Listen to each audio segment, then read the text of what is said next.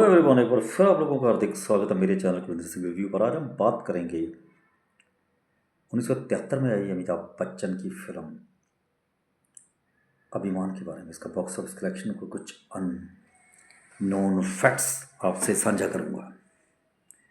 अमिताभ बच्चन और जया बच्चन ने अमिया नामक प्रोडक्शन हाउस के नाम से इस प्रोजेक्ट में अपनी जेब से पैसा लगाया था।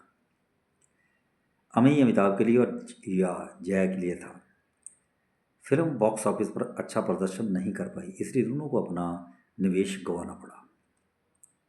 कॉपीराइट उनके एक सचिव के पास है, जो उस समय फिल्म से जुड़े छोटे मोटे कामों को संभाल रहे थे।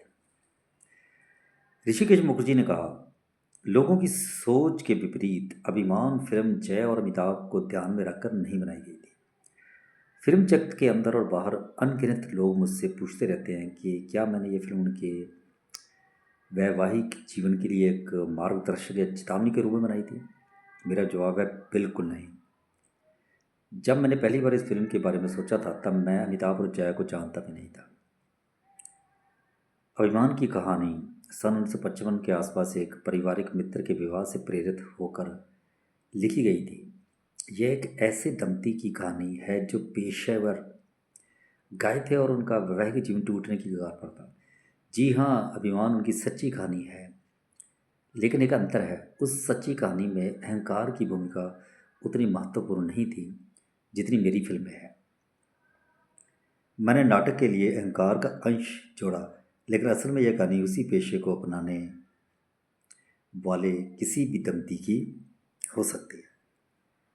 यह फिल्म श्रीलंका में बहुत बड़ी हिट रही। कोलंबो में के अंपायर सिनेमा में इसे 590 दिनों तक प्रदर्शित किया गया। ऋषिकेश मुखर्जी ने कहा कि यह फिल्म किशोर कुमार और उनकी पत्नी रूमा गोवा ठाकुरता के बीच टूटते रिश्ते की कहानी से प्रेरित है।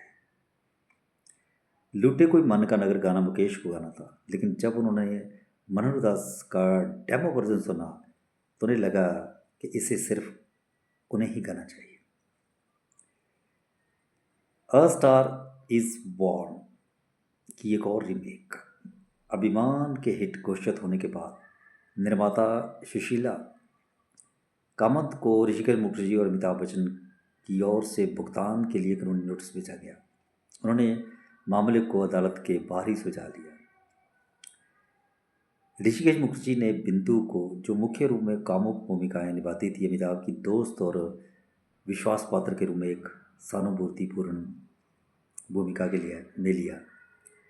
निर्देशक की प्रशंसा करनी होगी कि उन्होंने इस रिश्ते को संवेदनशीलता से संभाला और इसे एक पवित्र मित्रता के रूप में दिखाया, जिसने अमिताभ द्वारा निभाए गए किरदार के उद्धार के प्रभाव को और बढ़ा दिया। अगर वह उस समय के प्रचलित घिसे-पिटे विचारों का शिकार हो जाते और उन्हें शारीरिक संबंध में दिखाया जाता, तो फिल्म की करुणा पर पानी फिर जाता। मूल रूप से फिल्म का शीर्षक राग रागनी था। जाओ टीम गीत येसो माइट थीम ने अब तो है तुमसे हर खुशी अपनी गीत का नमूना लिया। रतबात द्वारा अंतर्राष्ट्रीय स्तर पर जारी की गई एल्बम यूएफओ इन बॉलीवुड के गाने सैंड मूव में मीत नाम मिला रे मन का गाने का सैंपल इस्तेमाल किया गया था। जब फिल्म की शूटिंग शुरू हुई थी, तब जया बद्री एक शीर्ष अभिनेत्री थी। फिल्म रिलीज होते थे अमिताभ भी बहुत बड़े स्टार बन चुके थे। वास्तविक जीवन में यह फिल्म में दिखाए गए दृश्यों का बिल्कुल उल्टा था। अनुराधा पौडवाल का डेब्यू इस फिल्म में गाने से हुआ था।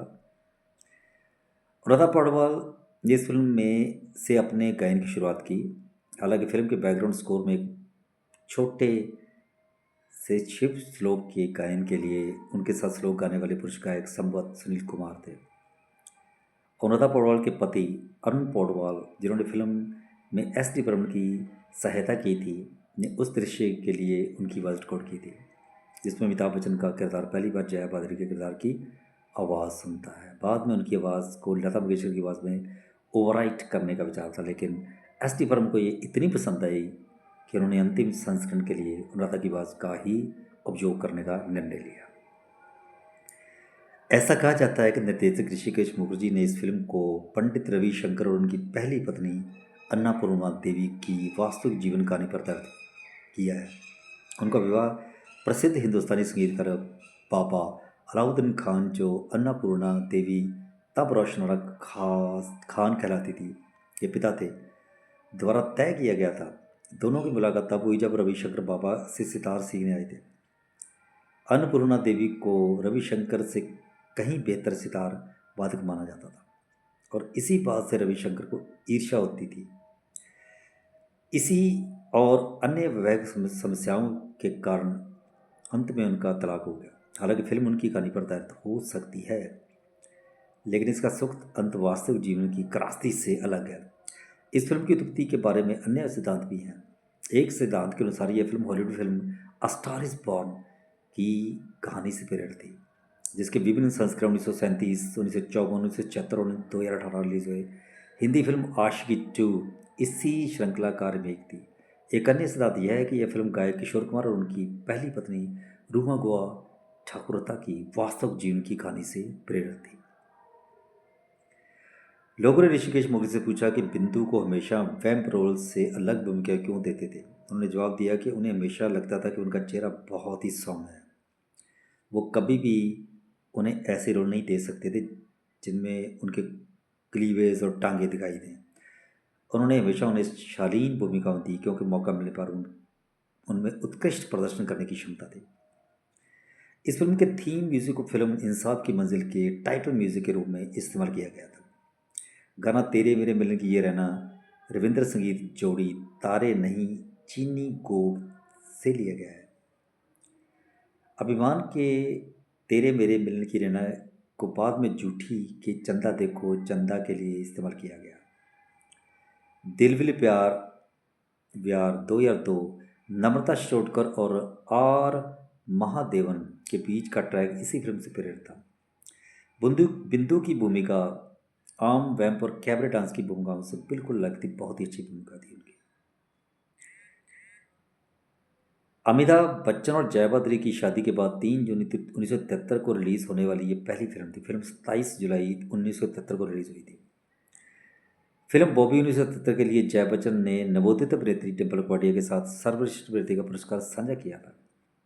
एक बंद फिल्म थी आधुनिका मूवी टोन की अभिमान 1996। अभिनीत अक्षय कुमार, मधु, रोनित राय, एकता लक्ष्मीकांत बेर्डे, अनुभव के संगीत बपी लहरी द्वारा निर्देशित था और इसके डायरेक्टर थे शिव कुमार। इसकी 8 रील बनी थी लेकिन फिल्म कभी भी कंप्लीट नहीं हो पाई। तेरे मेरे मिलन की ये रहना ये गाना एस.डी. बर्मन का रविंद्रनाथ टैगोर के जोड़ी तारे नई चीनी गो का रूपांतरण था। बप्पी लहड़ी ने टैगोर के उसी गीत को हिंदी फिल्म गीत चंदा देख के चंदा झूठी 1985 के लिए भी रूपांतरित किया। एस.डी. बर्मन ने इस फिल्म के बैकग्राउंड स्कोर के लिए अपना ही गीत सुन मेरे बंधुरे सुजाता 1959 गाया था। उस दृश्य में जिसमें अमिताभ बच्चन और जया बद्री के किरदार एक दूसरे से सुलह करते हैं, ये गीत अचानक 1973 में भी शामिल था, जो वसंत साई के संगीत में सजी एक ऐसी फिल्म थी जिसमें कोई गीत नहीं था। विनोद खन्ना की फिल्म थी, अच्छी बनी थी। इस फिल्म का निर्माता अमिताभ बच्चन थे और जया बद्री भी उनके साथ थी। प्रोडक्शन कंपनी अमिया थी। इस फिल्म के शुरुआती क्रेडिट में 3 पार्श्व गायकों के नाम थे जिनके गाने फिल्म के ऑडियो संस्करण में शामिल नहीं थे। सुनील कुमार, अनुराधा पौडवाल और एस.डी. बर्मन। इन गायकों ने केवल फिल्म के बैकग्राउंड स्कोर में अपनी आवाज़ दी थी। गीत तुम मायके मत जइयो में आर.डी. बर्मन ने अपने पिता एस.डी. बर्मन के गीत सुन मेरे बंधुरे का रूपांतरण किया था। मूल गीत का प्रयोग फिल्म सुजाता 1959 में किया गया था। फिल्म पुकार में उन्होंने इसी पंक्ति को बदलकर सुनो मेरे लंबू रे कर दिया। इस पंक्ति में लंबू अमिताभ बच्चन को संदर्भित करता है, जिन्होंने फिल्म में मुख्य भूमिका निभाई थी और यह गीत भी गाया था। फिल्म बंदरी में इसका एक और संस्करण मेरे माजी मेरे साजन है के रूप में भी था। फिल्म में अभिमान में भी अमिताभ और जया के साथ एक दृश्य में एस.डी. बर्मन के गीत का प्रयोग किया गया था। विनोद खन्ना के साथ फिल्म अचानक के क्लाइमैक्स सीन में भी इस गीत का प्रयोग किया गया था। अंत में फिल्म दिल दीवाना के गीत मैं लड़की तू लड़का में भी एस.डी. बर्मन का गीत का नमूना लिया गया था। निर्माता सुशीला कामत ने बताया कि अमिताभ, जया, ऋषिकेश और एस डी बर्मन की लगातार फ्लॉप फिल्मों के कारण फिल्म की रिलीज से पहले किसी ने भी इसमें दिलचस्पी नहीं दिखाई। पवन कुमार और उनके फिल्म को पूरा पूरा करने के लिए काफ़ी संघर्ष किया। पवन कुमार अमिताभ बच्चन के सेक्रेटरी हुआ करते थे। निर्माता सुशीला कामत ने बताया कि जब उन्होंने और पवन कुमार ने फिल्म के लिए फाइनेंसरों और वितरकों से बात की तो उन्होंने उनकी तरफ देखा तक नहीं। वे रंधावा और मल्लिका की फिल्म में निवेश करने के लिए तैयार थे, लेकिन अभिमान की फिल्म में नहीं। अभिमान फिल्म में निवेश करने को तैयार नहीं थे। निर्माता शीला कामत ने कहा कि जब फिल्म पूरी हुई, जया और अमिताभ की शादी के एक महीने बाद, तो अचानक सभी को एहसास हुआ कि अभिमान एक अच्छी फिल्म थी। फिल्म का क्लाइमैक्स सीन जिसमें असरानी अमिताभ बच्चन और जया बच्चन को भीड़ से बाहर निकालते हैं, मुंबई के जोगेश्वरी स्थित हंचर सिनेमा हॉल की बालकनी में बुलवाया गया था। मुकुल दत्त ने बताया कि विमान फिल्म की वजह से शत्रुघ्न सिन्हा और अमिताभ की दोस्ती में खटास आ गई थी। सिन्हा के सचिव पवन कुमार ने अमिताभ और जया के साथ अभिमान फिल्म का निर्माण किया था। अमिताभ को लगा कि पवन ने फिल्म के मुनाफे में से उनका हिस्सा चुरा लिया और उनके साथ धोखा किया। जब अमिताभ ने शत्रुघ्न से ये बात बताई तो शत्रुघ्न ने अपने सचिव का पक्ष लिया और कहा कि वह सच नहीं हो सकता। अमिताभ नाराज हो गए और उन्होंने अपराजिता यार मेरी ज़िंदगी पूरी करने से इनकार कर दिया। अमिताभ और शत्रुघ्न सिन्हा के बीच बातचीत बंद हो गई और वह एक दूसरे से बचने की कोशिश करने लगे। देश प्रेमी, काला पत्थर और दोस्ताना जैसी फिल्मों में काम करने के बाद ही उन्होंने आखिरकार एक दूसरे को माफ़ किया और पुरानी बातों को भुला दिया। अमिताभ बच्चन की 1977 में ऋषिकेश मुखर्जी द्वारा निर्देशित 2 फिल्में रिलीज हुई, जिनमें से दूसरी फिल्म नमक हराम थी।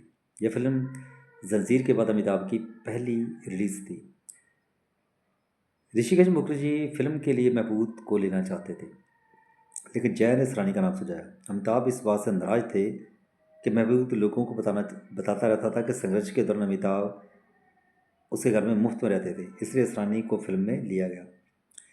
लूटे कोई मन का नगर बन के मेरा साथी, एस डी बर्मन ने शुरू में इस गाने को मुकेश से गवाने की योजना बनाई थी। हालांकि मनहर दास द्वारा रिकॉर्ड किए गए रफ वर्जन से वे इतने प्रभावित हुए कि उन्होंने इसी ही अंतिम वर्जन के रूप में रखने का फैसला किया।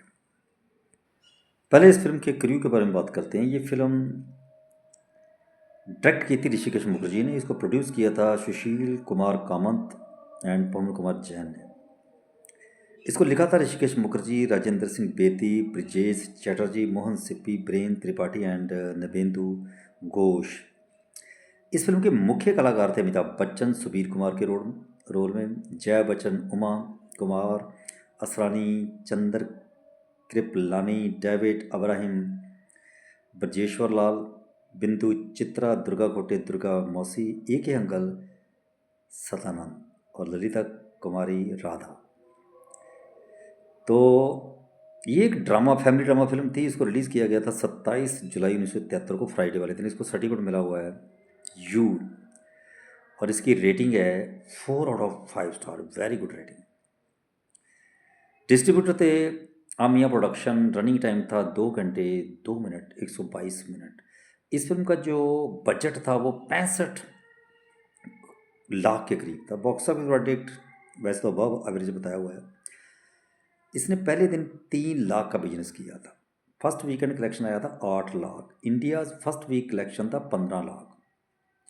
India's lifetime net collection था 85 लाख। 65 लाख रुपए लगा के 85 लाख कमाए। वर्ल्ड वाइड कलेक्शन बैठ रहा है 1 करोड़ 70 लाख। चलो तो भी इसको आप ठीक ठाक मान सकते हैं। इस फिल्म में 7 गाने थे। अब तो है तुमसे हर खुशी अपनी, ये लता जी ने गाया था, काफ़ी हिट गाना रहा था। लुटे कोई मन का नगर, मनोहर उदास और लता मंगेशकर ने गाया था, ये भी गाना हिट हुआ था। मीत ना मिला रे मन का, किशोर कुमार ने गाया था, बहुत हिट गाना है। नदिया किनारे, लता मंगेशकर का बहुत करंट प्रिय गाना है। पिया बिना पिया बिना, बहुत अच्छा गाना है, लता मंगेशकर ने गाया था। तेरे मेरे मिलन की ये रहना, लता मंगेशकर और किशोर कुमार ने गाया था। और एक मोहम्मद रफ़ी और लता मंगेशकर का गाना भी था, तेरी बिंदिया रे, ये भी बहुत हिट गाना है।